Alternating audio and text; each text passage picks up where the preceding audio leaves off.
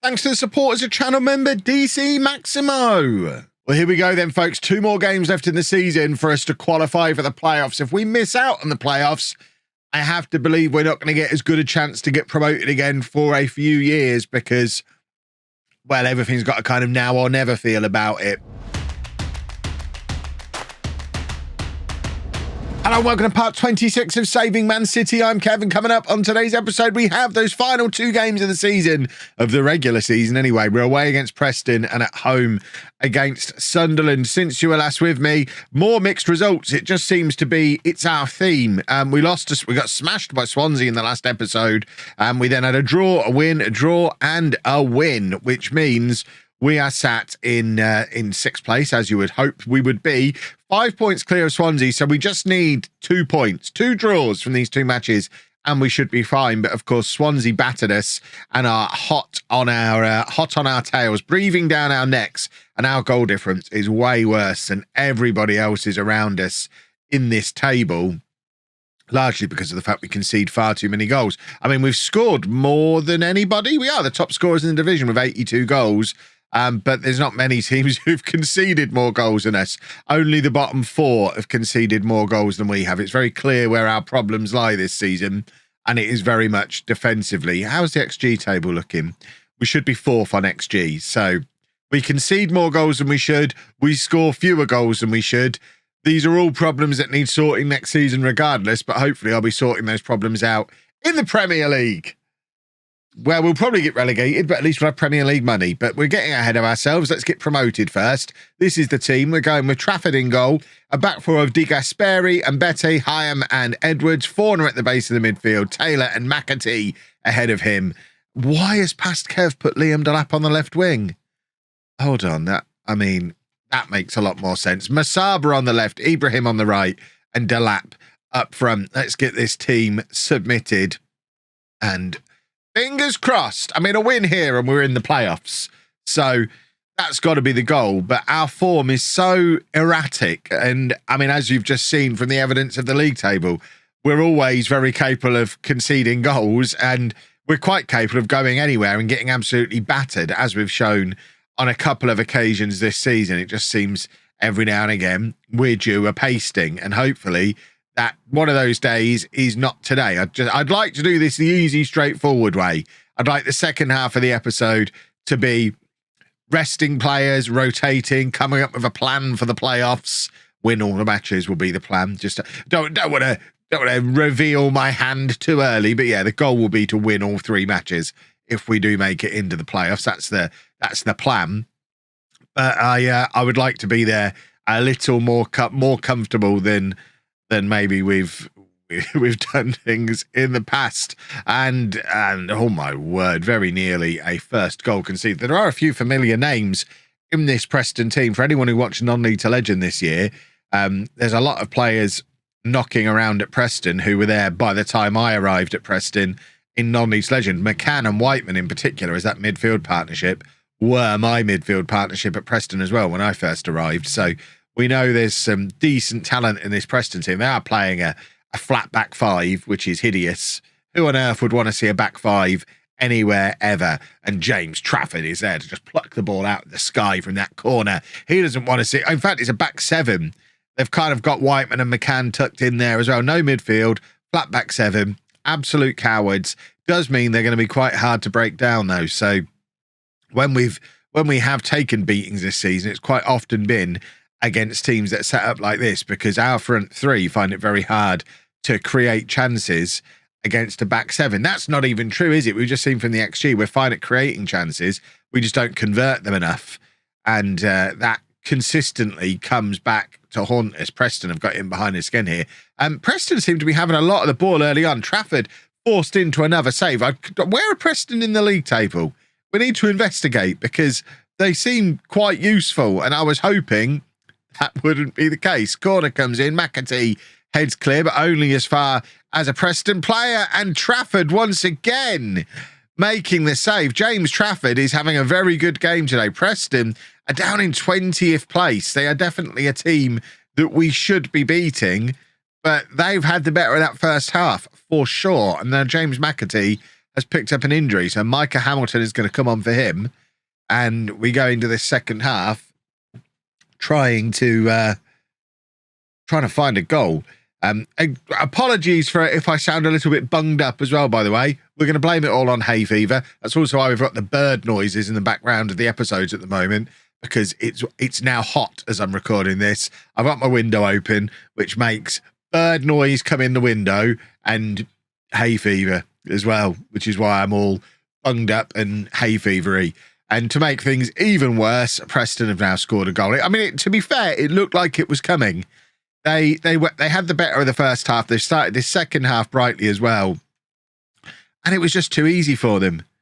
We've spent a lot of money. That's not strictly true. We've signed a lot of players trying to improve this defensive setup that we've got. It's where the focus of certainly our permanent signings has been, and maybe we do actually have to go out and spend some big boy money, because no matter who we're bringing in at the back, it doesn't seem to be stopping us conceding goals. We don't actually seem to be getting any better at defending, despite the likes of Hyam being players who've been promoted out of this division before. He's got plenty of Premier League experience. You would think he'd be any good, but I don't think he's much of an upgrade on Katongo or Shea Charles. Forner from range. I talked about this in a previous episode, and he's done this multiple times now this season. Every now and again, from absolutely nowhere, Forner will just stick it in the top corner from miles out, and he's done it again there. Absolutely from nowhere. We've got everybody committed forward. Micah Hamilton is the only man even remotely defending, and if he'd have given the ball away, Preston are in, but he doesn't give the ball away. He slots it into Forner, who absolutely thunders it into the back of the net from way out. And we're back on track to pick up a point. Remember, we just need 2 points. We'd like to win, but if we have to do it just by picking up a couple of points here and there, then so be it. We are going to bring on Katongo for Hyam. Like I say, Hyam, not much of an upgrade, so we may as well go with our own boy. How are Preston getting on? They're drawing in their game as well. So actually, if Preston fail to win, I think a draw here is enough for us anyway. Where's the current league table? Yeah, the league table currently, as things stand, we're 5 points clear of Swansea, 8 points clear of whoever it was behind them who have a game in hand. But obviously, you can't get more than 6 points in 2 matches. So as everything stands right now, we are in the playoffs. And now Micah Hamilton is the furthest man forward. The man can do everything. He's sliding it across goal, looking for Masaba, but can't find him. And, I mean, that was good work from Hamilton. Hamilton's played well since coming on. I really would like that boy to commit to a new contract, because I very much like him. And Hamilton's in again here, brings it down beautifully and puts it into the back of the net. The referee is waving his arms around. I hope he's not about to disallow that, because it was excellent work from Micah Hamilton. Let's have a look at it from the other angle. There's Taylor, who plays it to Forner. Forner, ball over the top for Hamilton, who just bursts forward out of midfield. It's a lovely first touch for him. I'm surprised Liam Delap didn't take it off him and just whack it into the back of the net when it kind of bobbled loose near him. But he's let Hamilton go on and continue with it. And he has rewarded us all with a goal. I can't make 5 substitutions. When did I make the fourth? I thought I only made 3. Did we do a substitution early today? Right, Edwards taking the corner, and it's looking for that near post, I want to say, and it's Hamilton again, and that whistles wide. Our midfield have definitely stepped up today. The attack have been non-existent for the entire match. And, I mean, Masaba, Delap, Dixon, Ibrahim before them, no one's really done anything at all. But the midfield have definitely stepped up. Once again, as they have done multiple times this season, the midfield have stepped up and done what needs to be done. And that is us confirmed in the playoffs. Now we just need to work out who we're going to be playing. So as it stands at the moment, we're going to finish 6th because of goal difference. But the team that we play could be West Brom, Norwich, or Sunderland. We play Sunderland on the last day. This could be a little bit of a preview of what might be about to happen when we do the playoffs in the next episode. McAtee might miss the playoffs with that injury, which would be an absolute disaster. So a few changes for the Sunderland game then, most notably to the front 3 as we try and get them back into goals. Jones comes in on the left, Betrancourt's going to be up front, Lambert on the right, and then Kane Taylor coming into the midfield after the injury to James McAtee, who is going to miss the next 5 to 10 days. So I'm not sure when the playoffs start, but he's certainly going to not be completely fully fit. What have I just done there? I had somebody highlighted. I don't think they've made their way into the team. It's fine. Let's not worry about it. So if we beat Sunderland here, all we're really doing is guaranteeing we don't play them in the playoff semi-final. Obviously, we could then be setting up a final against a team we've already beaten, which would be lovely, but a few more steps need to be put in place before we get to that point. But yeah, a victory here, Sunderland can't be the team that finished third. But I know there's other matches going on, which will dictate who does finish third. Meanwhile, I'm going to have to take regular sneeze breaks like I've just done there. So there's going to be the odd jump cut in today's video, I'm sure. Jones plays the ball across, it bobbles free, and Betancourt is there to put it home. He's our top scorer this season. And there is another demonstration of why, because, I mean, he can score. He doesn't score loads of goals. I mean, he's no Liam Delap in League Two, but he's scored his fair share. And there's another one there. And he's very quick, which definitely helps in situations like that. So Norwich and West Brom, the other two teams who could finish third. West Brom are away against Barnsley. Norwich are... Where are Norwich? Norwich are away against Southampton and winning. So that's Southampton, who are top of the league. We'd like to avoid Southampton. Well, obviously, we can't play Southampton. I think we'd like to avoid Norwich because if I recall, didn't Norwich beat us 5-0? They were 5-0 up by half-time in our relatively recent match. So we'd quite like to avoid Norwich. If they could go up automatically, that'd be super. And then we'll take West Brom in the semi-final while Sunderland play whoever the other team involved are, Middlesbrough. Nice little local clash between those two in the other semi-final. And then we'll take the winner of them in the final and regain our rightful spot in the Premier League, and all is right in the world. Is that Jimmy J. Morgan, or whatever his name was, the guy who we had on loan last year? He's guaranteed to score against us now. I've picked him out. There he is. I mean, immediately, Jimmy J. Morgan, his 20th goal of the season for Sunderland. Chelsea, he's on loan from. They wouldn't let him come back here for this season, and they wanted him to go and play somewhere else. And I guess that somewhere else is Sunderland. And after getting 20-odd goals in League One last year, he's just got his 20th goal in the Championship as well. So it turns out we found quite a good one there, who we never had any hopes of signing permanently because he is a proper English wonder kid who is very much full of goals. The disaster scenario is currently presenting itself because Norwich are currently sat in third place. It does make me wonder whether it's worth us deliberately conceding a goal so that Sunderland can go above Norwich, and then we play Sunderland in the semi-final, knowing that we probably are capable of beating them, even though we have to lose to them to make that happen. Oh, it's a complicated scenario. I guess let's just try not to fix it. And Santo Lambert has just scored a header from, I think, outside of the area. I don't think anyone expected that to go in.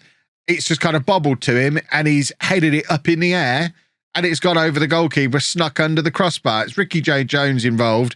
The ball is attempted to be cleared, and Lambert has scored a header from outside of the penalty area. For a moment there, Sunderland were third while we were drawing. So Norwich must be losing now to Southampton. They are. Southampton 2, Norwich 1. So that might be the best scenario all around. If we draw here with Sunderland, and then that's enough to get them third place, and then we can avoid Norwich until the final, and then they can beat us 5-0 at Wembley. That'll be fun. We need Norwich to get back into it. I want Norwich to get promoted automatically. I am a little bit afraid of Norwich, both in real life and in game. Not the football team. Right, Sunderland, trying to muster up some kind of attack again. Sorry, people of Norwich. I just used to have to drive there a lot. It's a long way.